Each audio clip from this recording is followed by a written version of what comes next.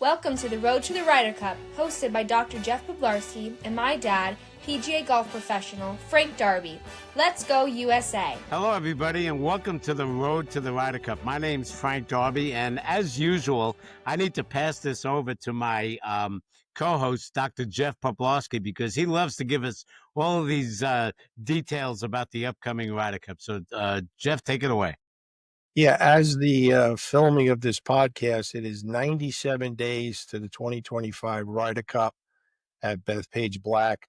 Obviously, I'm up there on the ground being the golf performance director, and it's just very exciting there. There's a lot of construction going on. I usually train our kids with the body swing connection on the tennis courts.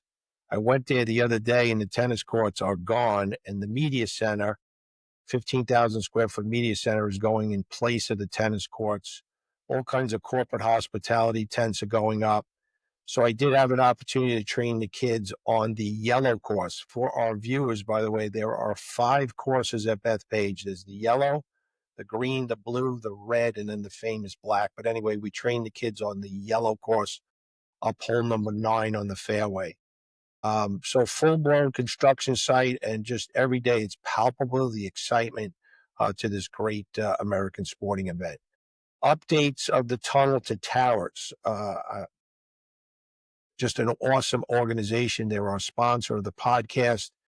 I had a meeting with them the other day. It's obviously going into the 25th anniversary of 9/11, and they have a whole plethora of things that they're going to be doing on the 25th anniversary. They're doing a lot of public service address announcements with, I know Mike Piazza was one of the people they filmed the other day, some former Yankees and Mets and Rangers and all kinds of athletes. But probably the biggest thing that they're going to do is the lights at ground zero that you see on 9/11, those reflective lights that the Tunnel to Towers owns.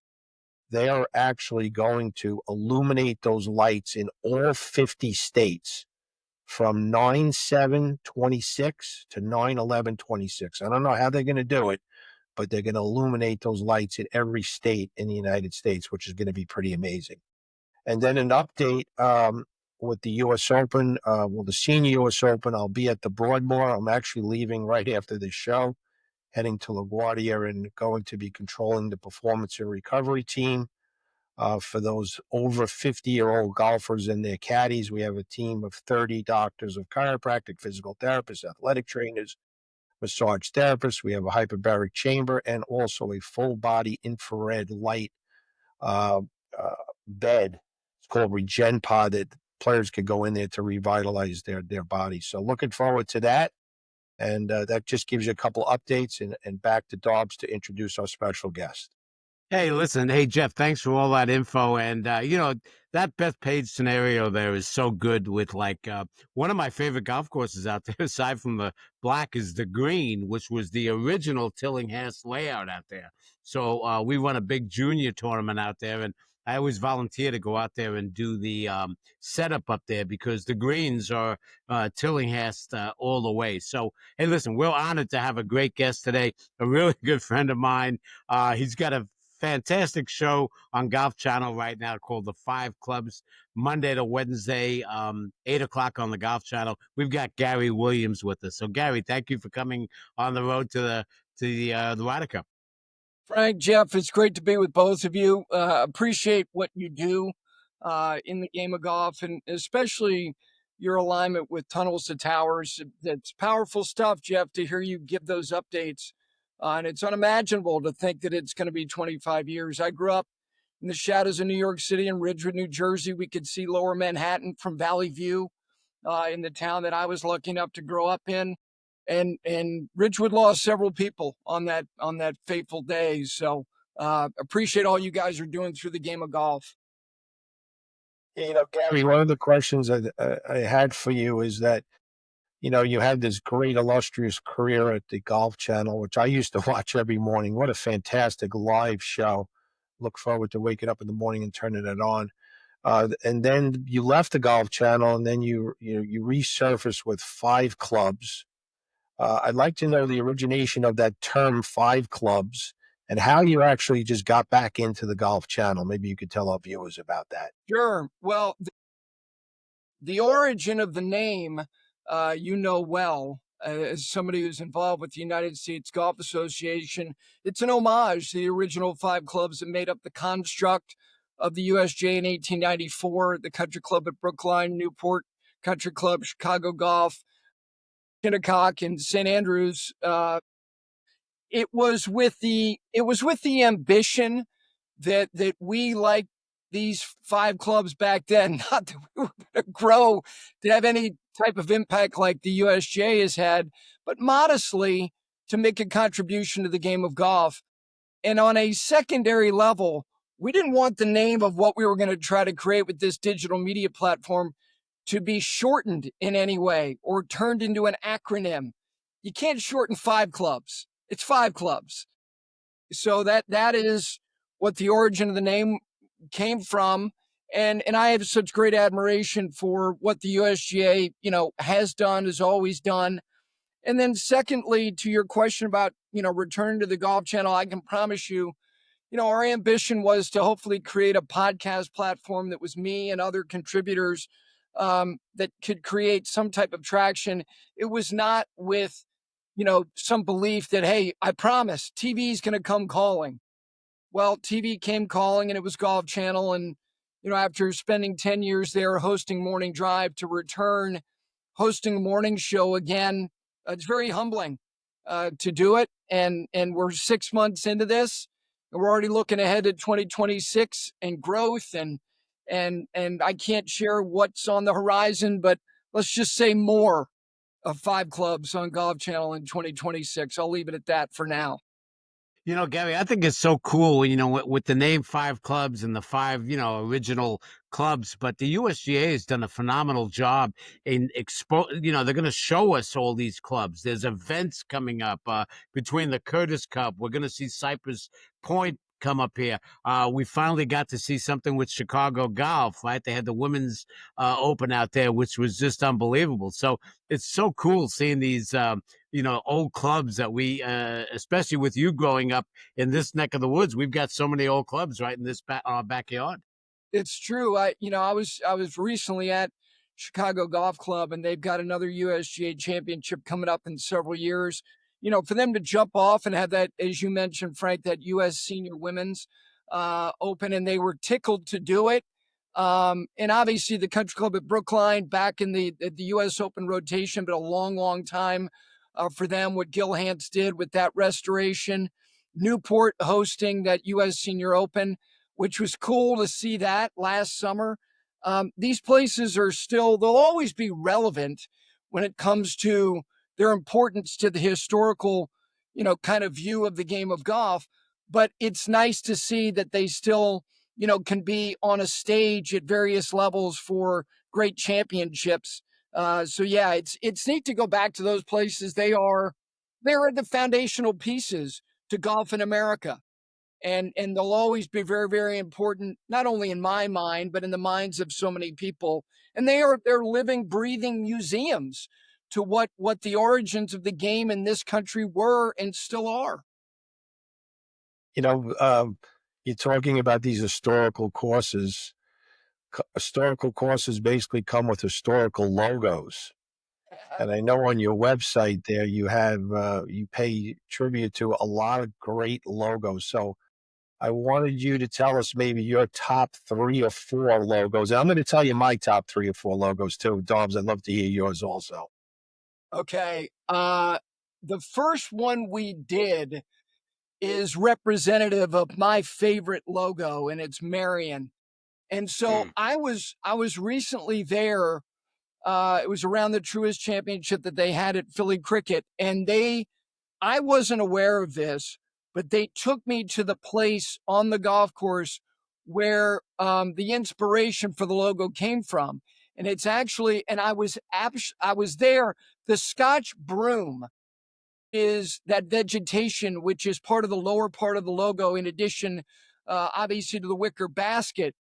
On the 16th hole, as you head into the quarry, which is 16 and 17, the separation, the fairway on 16 is bisected by this very grand hazard that is obviously part of the hole.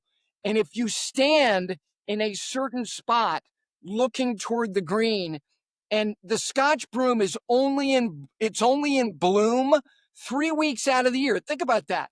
That Wow. golden yellow Scotch broom only is in bloom in the month of May for 3 weeks. So I was there, and they put me exactly where that logo, where the inspiration came from, and it was on the 16th hole. So Marion is number one for me. I have great affection for Wingfoot's logo, not only the logo itself, but obviously it being part of what was the New York Athletic Club, and them obviously taking that and the club itself and it being in Westchester County. So I would put Wingfoot in my top three. And then my third one, this is personal for me. There are a lot of logos that use a golf ball and like some type of wing kind of origin. The club does it.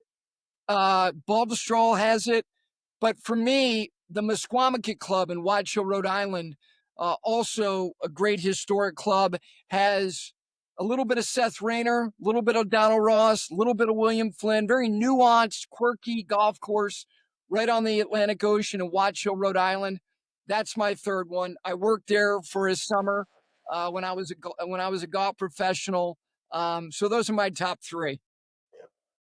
At the U.S. Opens, I've done, I don't even know how many I've done. I think it's my 24th, 25th U.S. Open that I did. Well, this year, I think it was the 24th. But Marion, for the Open that Rose won, they left the wicker baskets in the flag sticks. They didn't put a U.S. Open flag there, which was great to see that. But I'm going to give you one. We just did a senior U.S. Open in Pittsburgh, a course called Fox Chapel. Wonderful. A little red fox, like the Marist red foxes. It was a pretty cool shirt. A lot of my staff actually wanted an extra shirt for that. And then I'm going to put in Shinnecock. I know when we do merchandise sales, Shinnecock is always one of the most money that people buy in Shinnecock. New York is always a driving force anyway, but they love that Indian logo. Just like in hockey, the Chicago Blackhawks, that jersey's the number one selling jersey for the same reasons. They love the feathers and all those colors. Well, Dobbs, what do you have for a couple? Well, Gary took Marion, which that was definitely going to be one of mine. And, I like any of the logos that have either a bird on it or some sort of flight, something that does flight, or like a fox or something else. But one of my favorite logos, and I've done a lot of setups there, is Sleepy Hollow. I think it just kind of, it just tells you so much. There's a whole, and just the history of that golf course as well. And, we could just do 3 or 4 shows in a row just on the history really of could. logos. Yeah, it's just. First of all, I love Fox Chapel. Myopia Hunt, similarly, these great old clubs that were built on, the idea of recreating, and it was more than just golf. I mean, it truly was the idea of a field club where you would go somewhere. And there's a great logo, Camargo, which is in the state of Ohio. If you look at their logo, it actually has a like a ballroom, like high heel shoe, which is part of the logo, because it was the idea that you would go there, you play golf, you'd also dance. I mean, that's stuff like that tickles me to read about the origin to where these logos came from. But you guys, like Fisher's Island, that ragged, scraggly island logo with the red flag up there in the corner, that's another favorite of mine as well. You know what's interesting, Gary, too. And you do a lot with signage as well. Now, we go into these arenas for basketball and football arenas, and you see the big signs. There's nothing better than just driving down the road and all of a sudden you see Deepdale Golf Club, and you see these, and the signs are just kind of small, and but it just kind of like ignites something in you every time you pass by one of them. It's just, and there's so many of those fantastic ones, and they're not crazy. They're just little signs, or usually the sign comes when I go by. It says, "Dobbs, stay out of this place." That's usually, it's getting a little embarrassing with me, but But Gary, you've seen so many of those, right? I Yeah. love them. I love Yeah. it. We actually have a little thing on our website called sign language. Yeah. So we have a section of, and you guys know this, like the more innocuous and subtle the sign, probably the more prestigious and special the place. You know, there are a lot of the most special places in this country that you would fly right by because the sign is literally like about, that big. It's about the size of a license plate. Chicago Yes. Golf's a perfect example. They have a Yeah. tiny little sign stuck in the ground that's about 12 inches off the ground. That's it. Yeah, but hey, and then let me just ask you, taking the drive down Magnolia, drive down there at the Masters, do you have a favorite entrance going in? Wow, God, that's another great topic. There's a couple of some new places. Um, Hoopy Match Club, which is in Cobbtown, Georgia. It is literally, not only do you go down a dirt road, you go down a dirt road to like a sandy dirt road.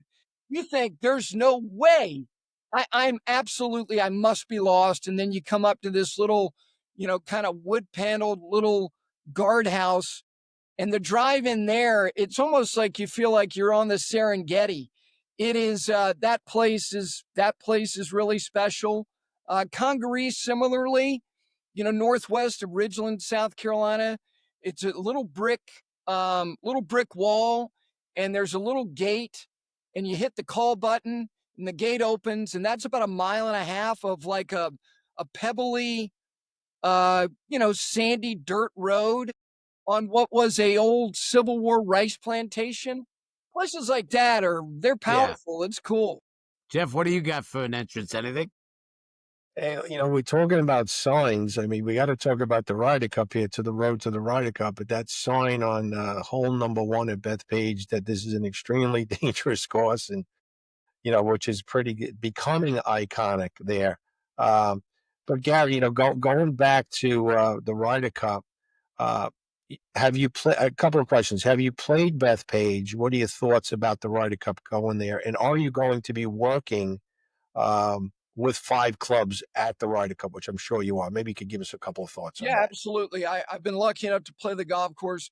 Look, the resuscitation of the black course at Bethpage is one of the great stories in the modern history of golf. And, to hear David Fay tell the story about going out there by himself, and walking it and seeing it in, a relative state of disrepair, but being inspired by what he thought it could be again.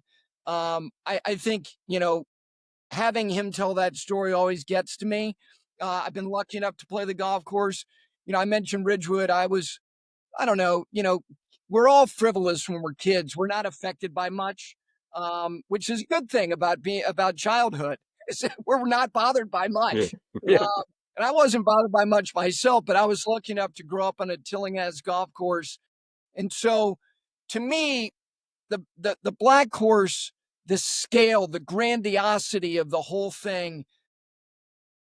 I remember when they had the PGA there in 2019, and I played it in advance of that. I was doing a radio interview with Christopher Mad Dog Russo, and I was going to do it with him live from the clubhouse, but I was at the TV compound, and everyone's like, well, you just got to walk the 9 holes back to the clubhouse. I'm like, okay, that's fine.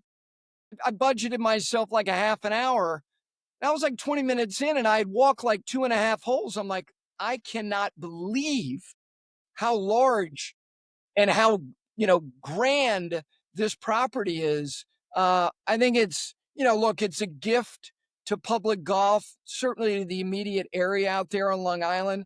It's a gift to public golf. I think, the fact that people, the fellowship of people who have had the experience of sleeping in their cars and getting up the next morning and playing the golf course. And like you said, Jeff, that sign's iconic. That's like, saying to somebody, okay, you've just gotten off a ski lift, and that double black diamond, don't even think about it. You're not equipped to handle going down that. That's what I compare it to. I love it. There's nothing like it in golf. And yes, I'll be there. We're going to be doing the show, the Golf Channel show for Five Clubs Live. I'll also be doing some contributions to Sirius XM that week as well. There's nothing like it. It's one of the great sporting spectacles globally that we have. And for it to be there, it's full throated. It's confrontational golf. It's something that, Jim Brown, who did not play golf, I'll never forget this, was on a show that Roy Firestone used to host called Up Close. It was a 30-minute one-on-one show. I loved it every day. He got everybody. He got the biggest names in sports.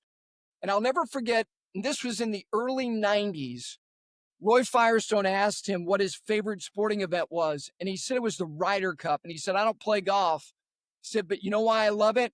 Because it was about team and country. That was it. It was about you investing in 11 other people and representing your nation.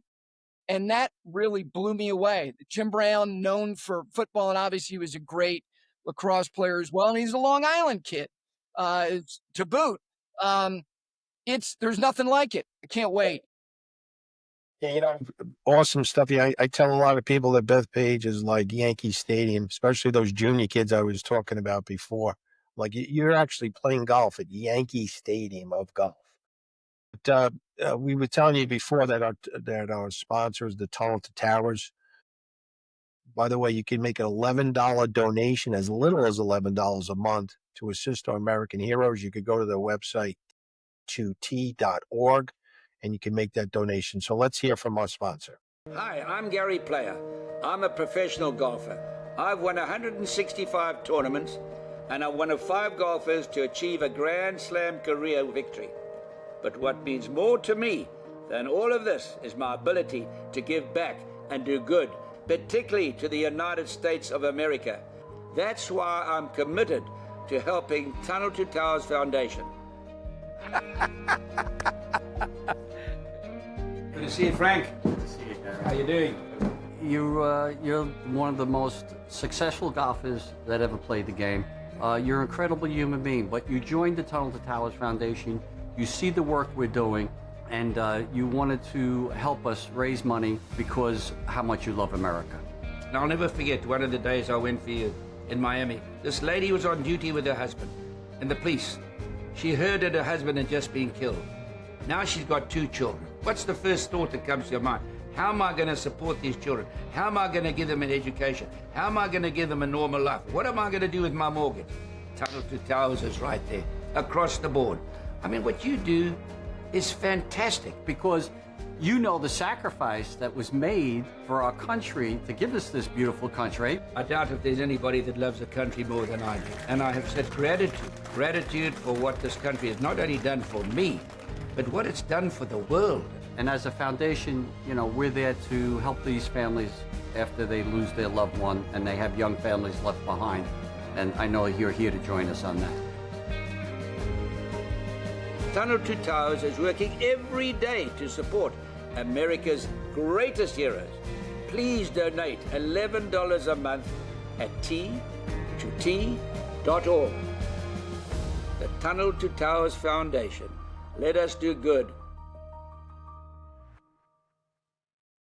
Okay, welcome back to the road to the Ryder Cup. And hey, I think that we probably need to talk a little bit more about the upcoming Ryder Cup. But Gary, that was so great, just talking about clubs and some history and your show, the 5 Clubs. And like I said, I never miss 5 Clubs. I think it's just a wonderful show. He's got a great support cast around him, and a lot of them are my friends from Sirius XM as well. And 2 of his sidekicks are, I used to coach against them when I was at St. John's, and they were at Virginia Tech, and we had so much fun back then, and we still have as much fun right now. So Gary, just a great show, and you're doing a fantastic job on it.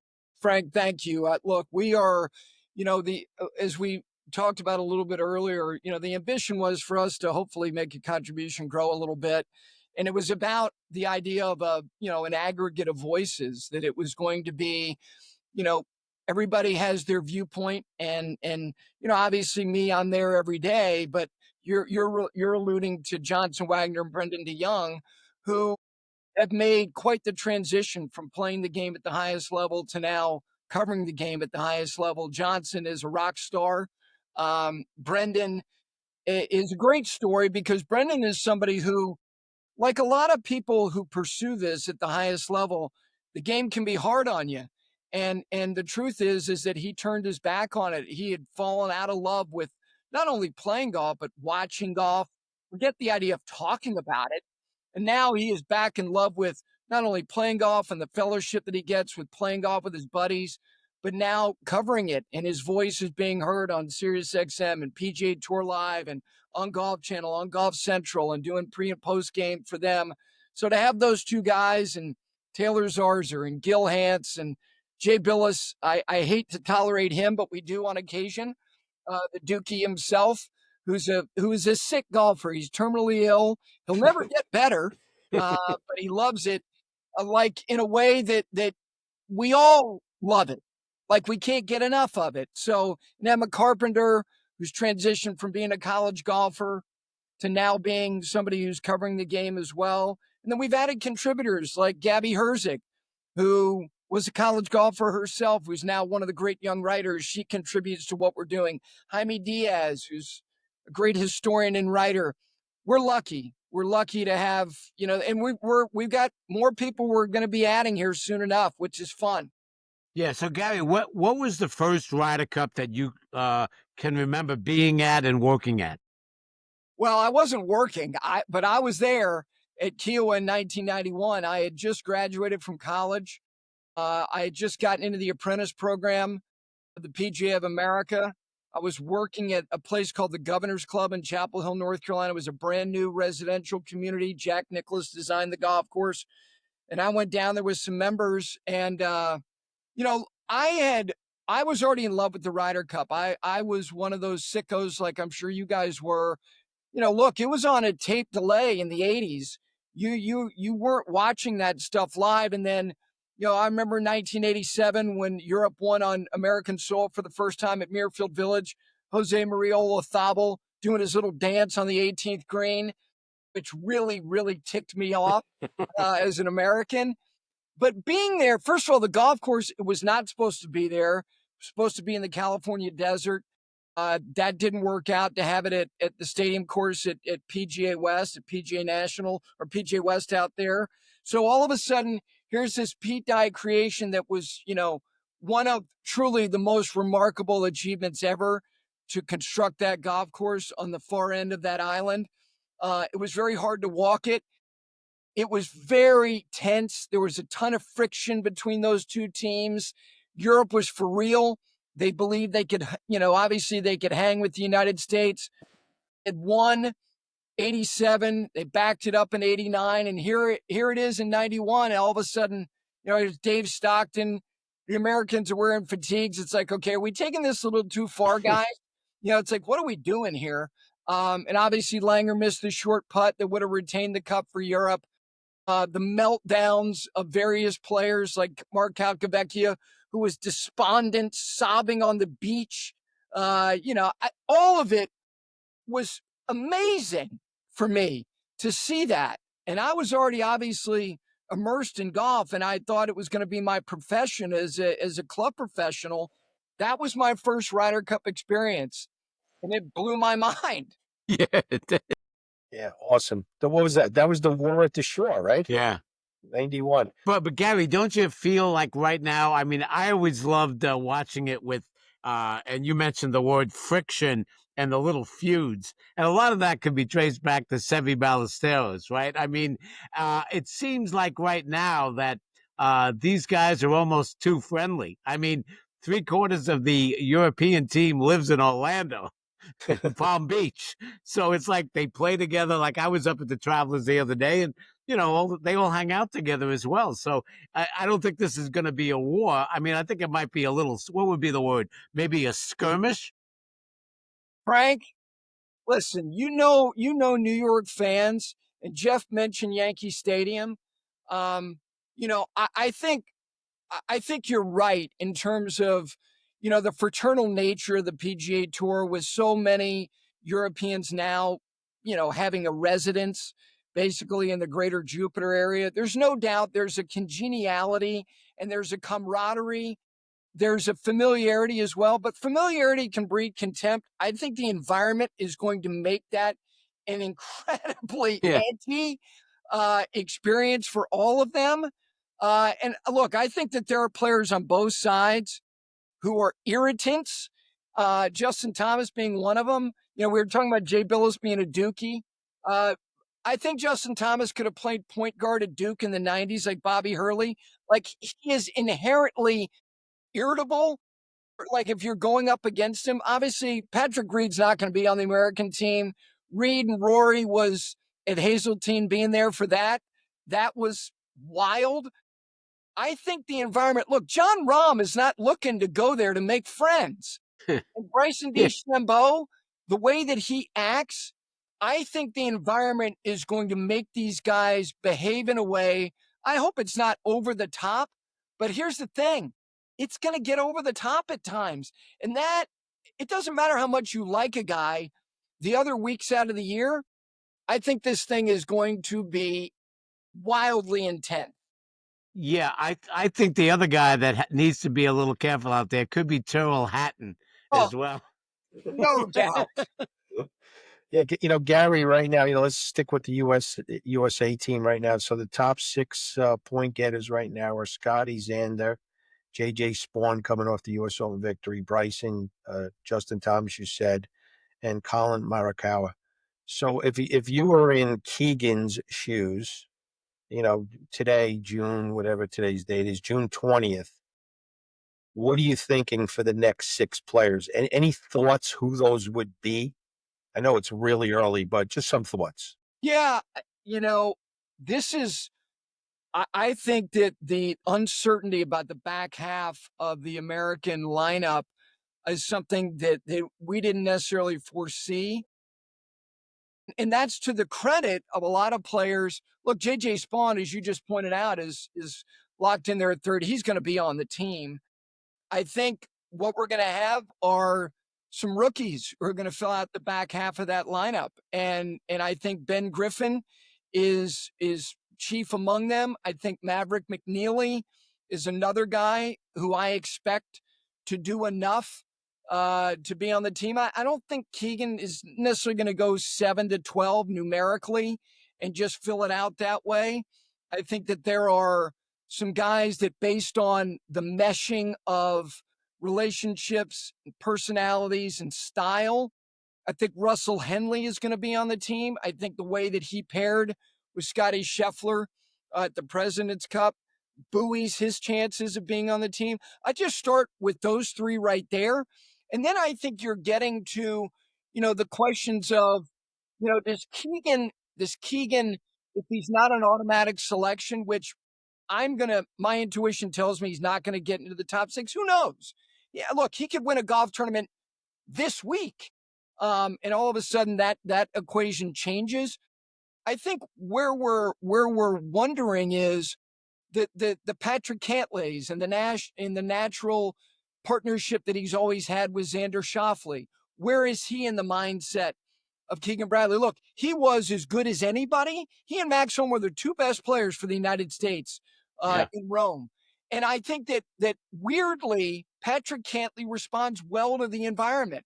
I think he's kind of on a plane that makes him inclined to handle what is an uncomfortable situation pretty damn well. So I think he's a question mark. I think Jordan Spieth is a question mark. And then we get back to these guys who would be baptized. And here's what I would tell you both. I never get nervous about rookies.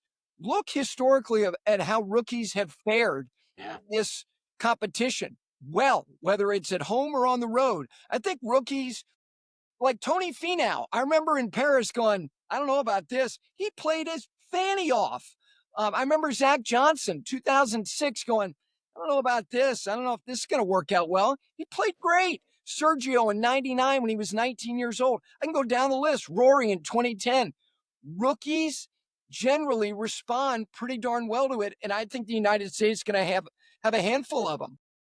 Gary, we had Jim Furyk on last week, and I asked him the question, and you've seen all the different kind of numbers of captains' picks. What do you think is the ideal number? Is 6 too much? Is 2 too little? What are your thoughts on I that? think 2 is too little. I do not think that the 6 is too much. Here's the one thing that I would say about this, which again, I say this kind of selfishly, but more importantly, I say this because the captain, this is his team. This is not an all-star game. This is him deciding who he thinks based on a lot of advanced metrics now that we have that really do contribute to the way that these teams are constructed and the way that these pairings are put together. It's their teams. I think that they should have the responsibility of selecting at least half of the team. I That think makes sense. 2 is too few. I think, look, this is a weird, unusual, funky, finicky format. This is not picking 12 guys to go out there and put up 3 days of medal play and an aggregate total where it's like, okay, go play golf and you shot 68 and you shot 71. No, this is confrontational golf. This is every hole. There's something conclusive that is derived from every single hole. You either win the hole, lose the hole, or have the hole. And so how do I want to look at my team and who meshes best with this player that I know is automatically on the team? So I think 6 makes it more interesting. I think 6 is representative of the captain having a fair amount of influence, which he should. And I think 2 was always too few. Gary, the Tunnel to Towers is our sponsor of the podcast, which you heard a couple of times already. But for our guest, we're actually going to send you a pair of leather wrap Scotch glasses from the Tunnel to Towers. We'll get your address and we'll send that to your house. And maybe after the USA victory, you can have a nice little something to drink there. So I'll put the finest ginger ale in that because nobody knows every vintage better than I do since I've been retired from the drinking game. That's special right there. Yeah, it is a special thing. All our guests really enjoy. Yeah, so I like ginger ale too. Throw that in there. So, before my last question to you is prediction on the outcome of 2025 Ryder Cup. We got you on tape here, June 20th, 2025. Okay. I think that, let me just say this. I think Europe is bringing a bunch of dudes. They ain't scared. I think that they are very, very well equipped to do something that has become the hardest thing to do in sports, guys. And I love the fact that you're doing this series building toward Bethpage because the Ryder Cup, in a very unusual way, has become the most valuable home court field advantage in all of sports. It's backed up by the results. The United States has not won on the road since 1993. Europe has figured out a way to turn the trick twice, miraculously in 2012, and they did it as well in 2004. But before that, again, we'd have to go back to 1987. They were on the doorstep of doing it, obviously, in 1999. Europe ain't scared. They got a bunch of rough riders that are going to go in there believing that they can do this. Rory laid down the marker in Rome and he said, we're going there and we're going to win. I think they're as capable as any group that they've had in a long, long time to do it. Somehow, some way, I think the United States, in what is going to be the most intense, wild, hair on fire, exhausting, exhilarating Sunday singles maybe we've ever seen, 14.5, 13.5, the United States will reclaim the Ryder Cup, and they're going to spend every ounce of energy that is imaginable to do it because they're going to have to. Yeah, Gary, I'm with you on that. That last Sunday is going to be unbelievable with the singles matches. But I still get the feeling that the European team, they want to be yelled at. They thrive on that kind of scenario. I don't know why. Well, it's like the people we mentioned. Like John Rahm's not going to take anything from anybody. Hatton's not going to. Rose is not going to. Neither is McIlroy. So you've got 3 days, Frank. Nobody wants to be told things that they're going to be told. I walked every day at the PGA in 19, and guys we like heard things that I was like, really? Did you just say that to Adam Scott? He's the most delightful guy on earth. yeah. I think that you're right. They're equipped to, like I said, they're equipped to handle a lot. But this is going to be a never-ending stream of things that they're going to hear that's going to test them in ways that they've never been tested. Yeah, Rahm will respond well to it, but I don't know. Tyrrell Hatton's going to hear some stuff that's very, very personal. Yeah, I'm with you as well. Hey, listen, Gary, thank you so much for taking the time out right here. And you guys, everybody has to listen to Five Clubs. It's on Monday to Wednesday, 8 o'clock. Well, actually, I watch it twice because a lot of times I missed the first time. So I love to watch it. I watch the replay sometimes at 9 o'clock just to listen to what Gary has to say and all his great guests. So, hey, listen, thank you for taking the time, and it was an honor to have you on. Thank you, guys. Let me just finish by saying one thing, that this is, again, I am very lucky to be the product of the family I'm from, but the tunnels to towers thing is personal for me. My grandfather was a New York City firefighter. My mom's two brothers, retired New York City firefighters. One of them was working that day for an engine company in Harlem. So what you guys are doing and your connection to that amazing organization is very inspiring to me. So thank you.